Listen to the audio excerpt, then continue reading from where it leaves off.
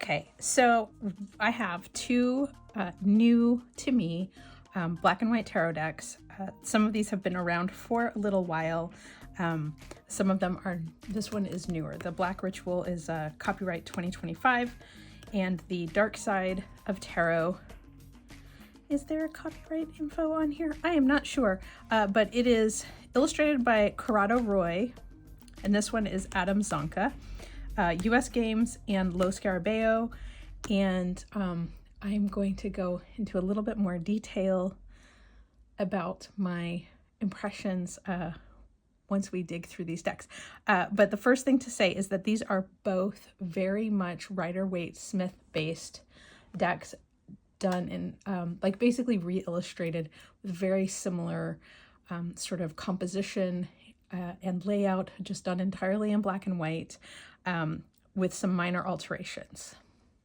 So to start with, the Black Ritual Tarot comes in a two-piece box with a guidebook, and it looks like a little bit more detailed information than what is normally in like a little white book, which is what you get with the Dark Side Tarot.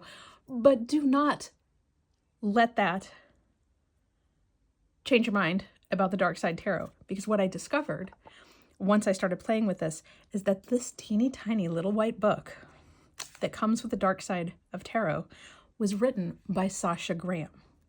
And I am absolutely smitten with this little white book that beyond anything else, I would recommend picking this up, because for short, quick descriptions of each card, these are some of the best, most spot on, I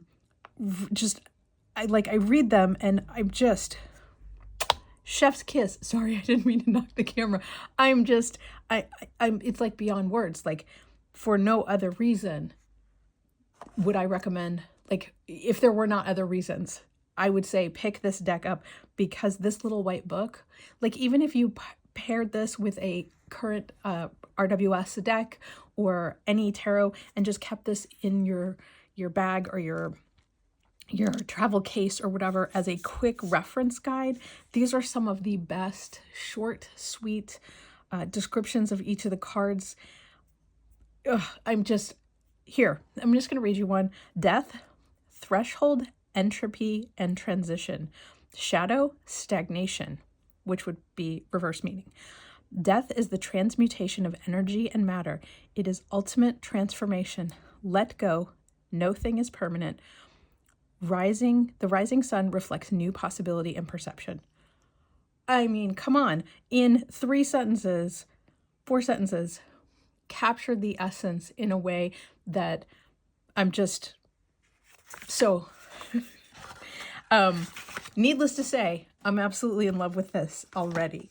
The flip side, reading through some of the descriptions in the Black Ritual, it just, for being shorter descriptions, they're good descriptions, but they by no means are as poetically powerful as Sasha Graham's. So it's a fine guidebook.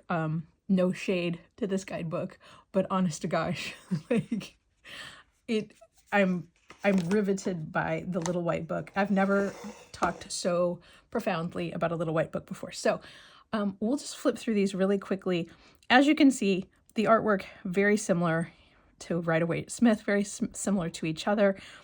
The Black Ritual Tarot has white borders. The cards themselves are a bit larger than traditional. The Lo Scarabeo is very traditional tarot card size and has gray borders. Honestly, I wish that the Dark Side of Tarot either had white or black borders. The gray seems a little odd to me because it doesn't quite match the sort of grays in the artwork. That is my only gripe. And honestly, I might just trim the borders off completely. but because it is a mass market deck, it's not that expensive. And because this deck is so big, oh, here are the card backs. This deck is quite a bit larger and my hands are microscopic. I might trim this one down as well. But I do like the white borders on this one.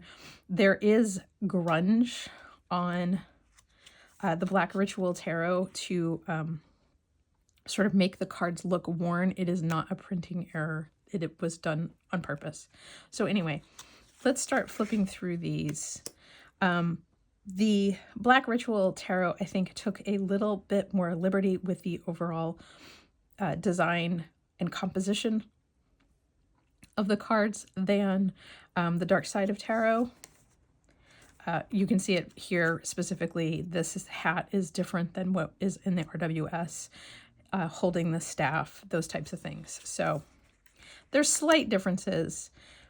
Like the High Priestess is not wearing the crown, changed the placement of the pomegranates a little, used I Ching symbols instead of the letters. On this one, they added the cross, which I thought was interesting detail. It might bother some people, but it's nicely done, so it doesn't really bother me. But overall, they're very, very similar. There are slight differences, and I think it's kind of fun to catch those differences. In the Black Ritual, there's a rose at the top of her staff, which is just a nice little detail to consider and think about. But these are both really, really lovely, and I am really surprised at how drawn I am to these sort of black and white decks, because it really has me focus on the content of the imagery rather than the color, particularly when you're talking about the RWS. We tend to all get hung up on like the bright, bright yellow that are in some of the backgrounds and things like that. So I think this one, I'm very much focusing on the symbolism of the cards and less about the color, although color symbolism is also important. The illustration styles are different, but I think that they both are very well done, very well crafted. From what I understand, Corrado Roy also did the illustrations for the Murder of Crows Tarot, and I think there's another deck either that just recently came out or is coming out that Corrado Roy also did. I'm sorry if I'm mispronouncing that name at all. But they're just, both decks are very, very lovely. You know, it's hard to say too much because they are so similar to RWS that hasn't already been said 1,000 times before.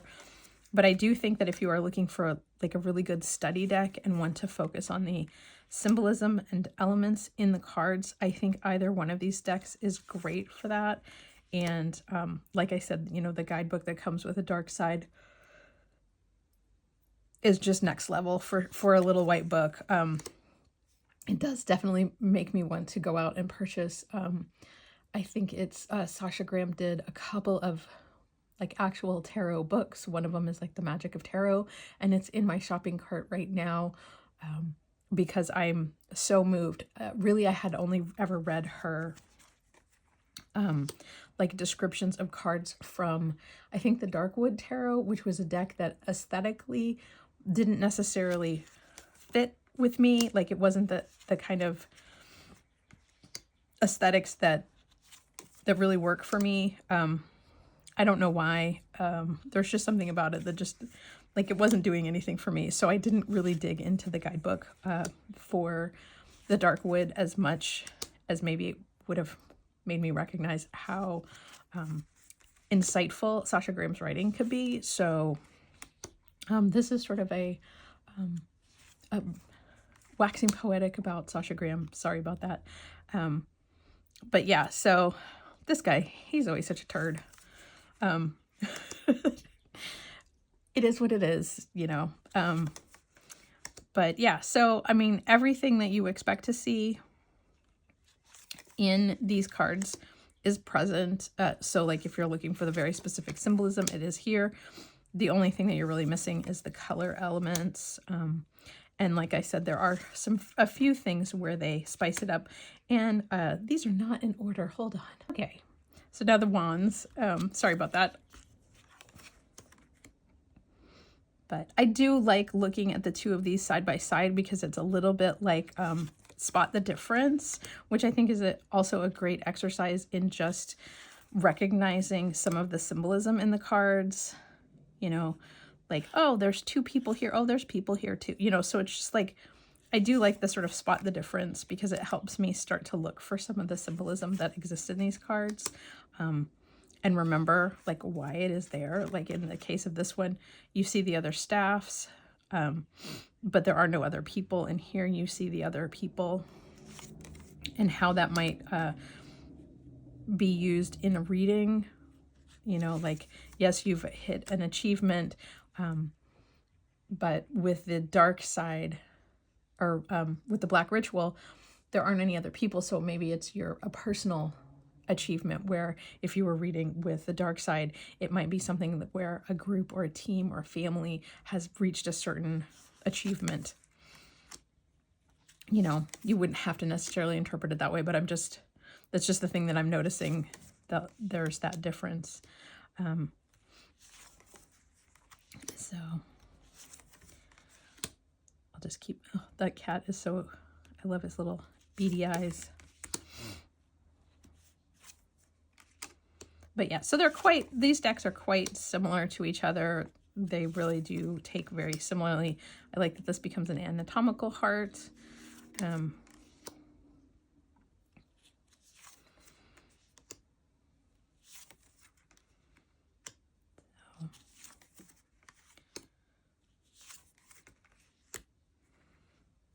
And I think the other thing is that because both of these have been redrawn, some of the issues that people have with the Rider-Waite-Smith deck in terms of aesthetic quality, where some of the line work is thicker or thinner, has all been sort of smoothed out and made more uniform between each of these decks, because obviously the technology involved in creating this artwork, we have more options today than they probably had in 1909 when Pixie was doing the original artwork, where maybe things had to be resized or blown up or whatever to fit the size. And so that affects line weights, where doing it today, things could be done and then touched up in Photoshop or whatever.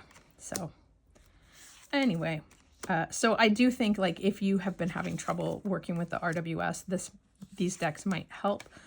One, it gets rid of the garish color, and two, the artwork feels either, like in the case of Corrado Roy's artwork, a little more refined and sophisticated, and there's a little more kind of, I don't want to say cartoony, but more like graphic novel feel to the Black Ritual tarot that Adam Zonka did. So it reminds me more of like a graphic novel's artwork. Actually, they both do, just in different ways. This has more of like a pencil-y watercolor wash, where this is more pen and ink feel. But I just think they're both really, really pretty. I think this was a really good investment for me, because I do think as study decks, these will both become regular users, and maybe not even just as study decks, but as actual working decks. You know, people in the tarot community often talk about how we are not always huge fans of some of Pixie's original artwork, both for its content and for its aesthetics. But I think this helps create that foundation that for the artwork and for the meanings behind that artwork. So I wanted to go ahead and just talk a little bit about other black and white decks and possible pairings. So I have 4 Oracle decks that I can pair with these. I am going to start with the Citadel, which with this particular type of artwork, I think the Citadel sits really nicely. This was a Fez Inkwright from, who's the publisher on this one? I always forget. Liminal 11. So when you see these, I'm just going to leave these in order. I haven't shuffled these yet, but I think the aesthetic really works with both decks.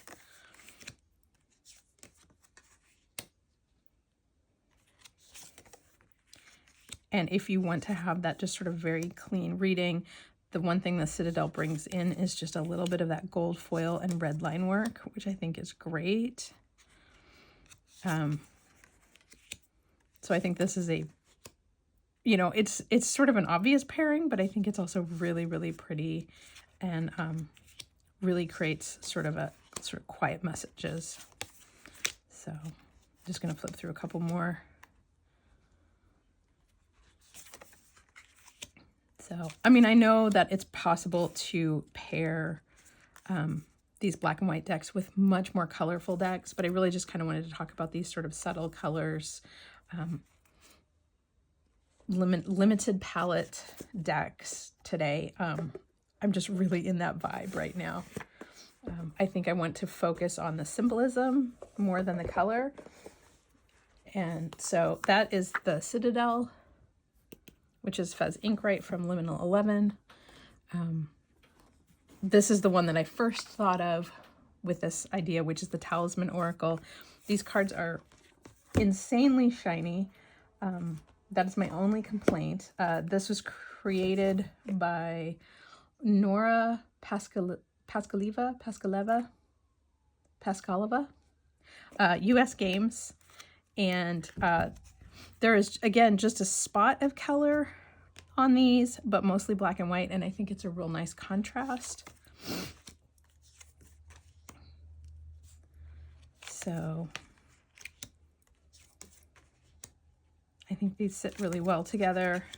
And I think I finally got my camera lighting such that there's not a terrible glare on these cards, which is great. But get back in your pile.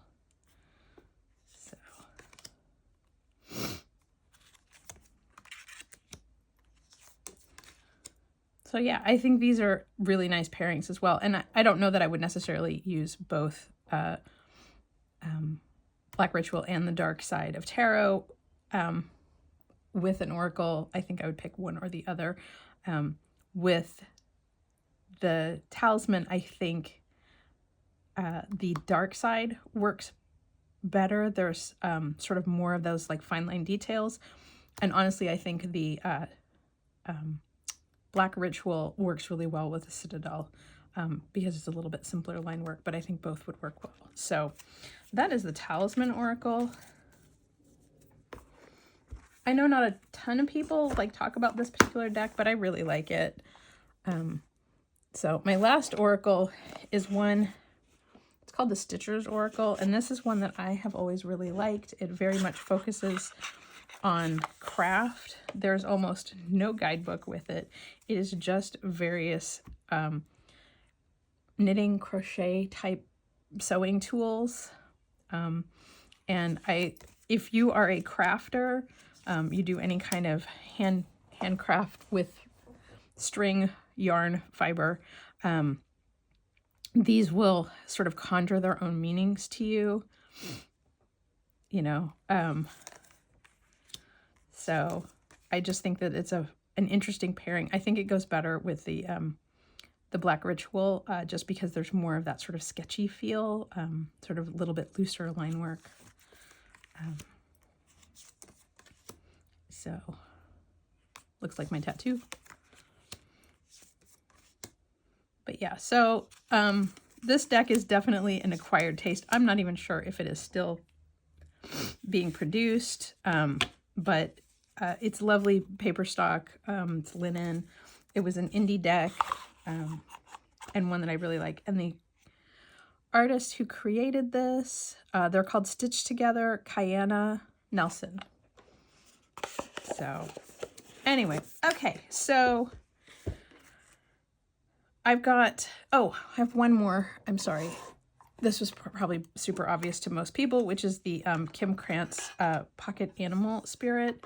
And again, this is black and white with pops of color. And I only have the deck in a tin anymore. I used to have the full size, but with my baby hands, I just decided to just keep this because these are so simple. It seemed like it would be a fine change. So I do like this little pop of color where again, you're still focusing on the image. And that color just adds a little bit of an accent. Ooh, the Two of Cups and Scorpion. Crazy. I realize these are in order, so it is up at Swan and the Three of Cups. That's nice. So, but yeah, so I think that this is a good option as well. I do get a kick out of these little tiny cards. I have not played with these in a while, but it was one of the first things that I thought of when I was thinking about sort of limited color decks. So that's the Pocket Animal Spirit, this Kim Krantz. And then I have 3 other sort of limited color tarot decks. The first one that I thought of was the Secret Mirror. This is an indie deck. And I still do not know who the creator is on this. I did get it on Kickstarter. There was a more colorful edition that was also available, but I preferred this limited color edition. And it has a slightly more sort of vaguely anime manga feel to the illustrations. But I think it's just interesting to sort of look at it in comparison with these other black and white decks because it does follow the RWS so specifically as well, with, again, just minor changes. And again, the limited color palette really lets you focus on the symbolism and where those bits of color come in really pop details. So I do think it's an interesting deck. Sometimes I feel like the illustrations feel a little young to me, just in comparison with how old I am. So like if you're looking at it next to a more traditional Fool, I do like that it's a girl, but you know. Anyway, so this is the Secret Mirror. I just thought it would be fun to show it as a sort of limited color if you are looking for decks that focus more on limited color palettes. That is a great option. And then going back to Kim Krantz, this is the Wild Unknown pocket, where the imagery on this is definitely does not follow the Rider-Waite-Smith at all. Its limited palette definitely has that feeling where you're really focusing where the color exists and what that symbolism relates to. So, and this is kind of a nice comparison between the Ace of Wands and the Ace of Swords, and just that lemniscate sort of snake around the sword, little lightning bolts. So yeah, I just thought it was interesting to sort of think about what decks I have in my collection that are limited palettes.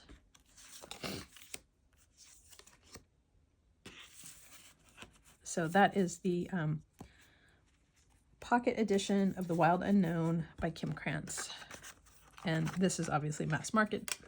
I believe it is, it says Harper One. On my last deck to talk about in sort of a limited color palette is the Tarot of the Holy Spectrum. My box has this terrible scratch on it. I feel so bad. And while it is not entirely limited color palette, there is an edition that is all black and white. If you they sell it as sort of like the color it yourself edition. But this definitely has a very limited palette and gives you it's much more modern than these other decks and does take its own definition its own sort of point of view about the different compositions on each of the cards. So I do think it is an interesting deck. I mean, I think just looking at the Fool is what kind of made me think of the sort of limited palette with just that little rainbow.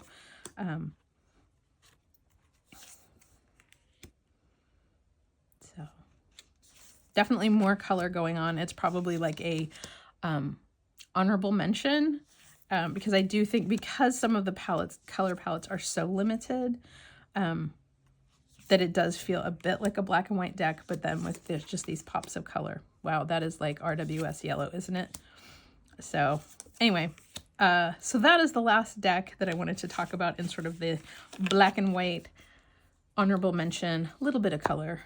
This is the Tarot of the Holy Spectrum, and it is also a indie deck. And I do believe they have an entirely black and white edition.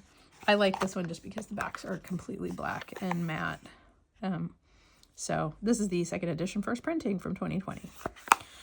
So anyway, that's what I wanted to talk about today. I'm really into black and white decks right now. And now that I have completed this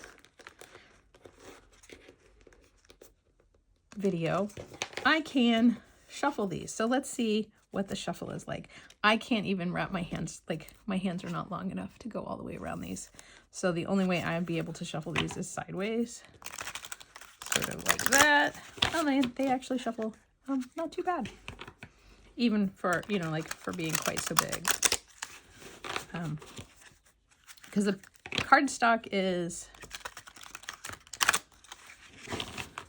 stiff, but not too stiff. Like, it's not too bad. If you have normal human adult-sized hands, you would probably be able to shuffle this. I cannot. So anyway,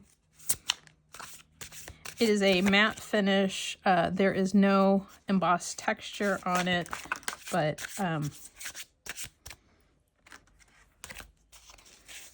feels sort of like classic cardstock. And I guess because this one is a US Games, it's very similar to sort of standard US Games paper stock. It's just a little bit larger card size. And then the Lo Scarabeo is also like a semi-matte, thinner cardstock. But honestly, I'm one of those people, because my hands are so small, that I actually like Lo Scarabeo's paper stock, particularly like when you find it in the top box decks, because it usually has this little bit lighter weight paper. And, you know, it's a mass market deck. Like, if it gets worn out and banged up, it's not that expensive to replace it. Honestly, for people like us who have many decks, the likelihood of one deck getting particularly overused is probably pretty slim. Look at that, I can actually shuffle this one. So I'm inclined to actually purchase Lo Scarabeo decks just because I can shuffle them. So anyway, so that is the Dark Side of Tarot by Corrado Roy and Sasha Graham, and the Black Ritual Tarot by Adam Zonka. So thank you so much for watching this video. I hope you enjoyed it. Please tell me what black and white decks you recommend. If you have black and white tarot or oracle recommendations, I would love to hear them. Please share them in the comments, and I look forward to sharing more decks with you soon.